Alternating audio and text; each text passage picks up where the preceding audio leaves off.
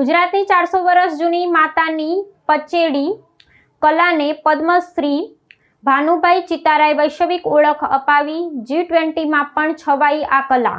ગુજરાતની 400 વર્ષ જૂની અને હસ્તકલાના વારસા સમાન માતાની પચેડી કલા આજે પણ તેની આસ્થા, પરંપરા અને સંઘર્ષની ગાથા સાથે જીવંત છે।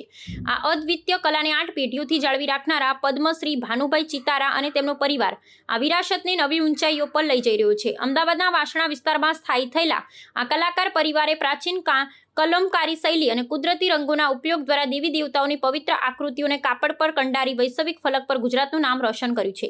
ઐતિહાસિક પરિપ્રેક્ષ્યમાં જોઈએ તો સદીઓ પહેલા જ્યારે અમુક સમુદાયોને મંદિરમાં પ્રવેશવાની મનાઈ હતી ત્યારે તેમણે ભક્તિના માર્ગ તરીકે કાપડ પર માતાજીના ચિત્રો દોરી પોતાના હરતા ફરતા મંદિર બનાવ્યા હતા। માતાની પંચેડી એટલે કે માતાની પાછળ રાખવાનું કપડું એ માત્ર કલા નથી, પરંતુ અન્યાય સામે આસ્થાના વિજયની પ્રતીક છે। પ્રત્યેક પચેડીમાં પૌરાણિક કથાઓ, લોકવાર્તાઓ અને પ્રકૃતિના તત્વોનું આબેહૂબ નિરૂપણ કરવામાં આવે છે। આ કલાની વિશેષતા એ છે કે તેમાં હજુ પણ વાંસની કલમ અને મજીઠ તથા લોખંડના કાંટ જેવા કુદરતી પદાર્થોમાંથી બનાવેલ રંગોનો જ ઉપયોગ કરવામાં આવે છે।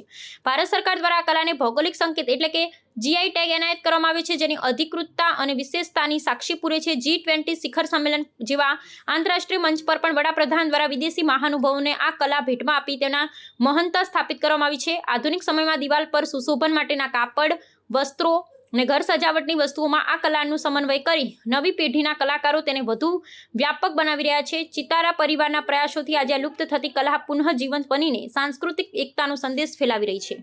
નેશનલ એવોર્ડ બી મળેલો છે અને અત્યારે 2023 પદ્મશ્રી મળ્યો અને હવે GI ટેગ બી મળી ગયું, એટલે અમારે રોજીરોટીનો કોઈ ઉદ્ધાર થયો છે અને આગળ હજુ અમને અમારી જનરેશનને બી કંઈ આગળ મોકો મળશે। અહીંયા ગુજરાતમાં જે લોકો છે એ માનવાવાળા છે દેવી દેવતાઓમાં, તો નવરાત્રિમાં જે માતાજીની પૂજા પાઠ કર્યું હોય ત્યારે અમારા વડવાઓએ માતાની પછડીની ઉત્પત્તિ કરી હતી, તો એ ગમે ત્યાં સારી જગ્યાએ લગાવીને પૂજા પાઠ કરીને રાખતા, એ રીતે માતાની પછડીની ઉત્પત્તિ થઈ હતી। એક મોબાઈલ ટેમ્પલ તરીકે પણ ઓળખાય છે માતાની પછડી। इसमें हम लोग बीच बीच में एग्जीबिशन वगैरह शुरू करते हैं। हैंडीक्राफ्ट डिपार्टमेंट है, खादी ग्रामोद्योग विभाग होता है, भारत सरकार का स्किल डेवलपमेंट होता है, हमारा जो अलग अलग पॉलिसी होता है, तो इसके माध्यम से कैसे ये लोगों का स्किल डेवलपमेंट के साथ अपग्रेडेशन कर सकते हैं, इनका मार्केटिंग को कैसा लाइवलीहुड को बढ़ा सकते हैं, तो इसके हिसाब से हम लोग इनका जो सेल्फ हेल्प ग्रुप होता है तो इसका जो तरीका में होता है तो ये हम लोग को करने के लिए हम लोग को ये जो फैमिली के साथ इनके साथ हम लोग को कंटिन्यूएशन हम लोगों का संपर्क रहता है।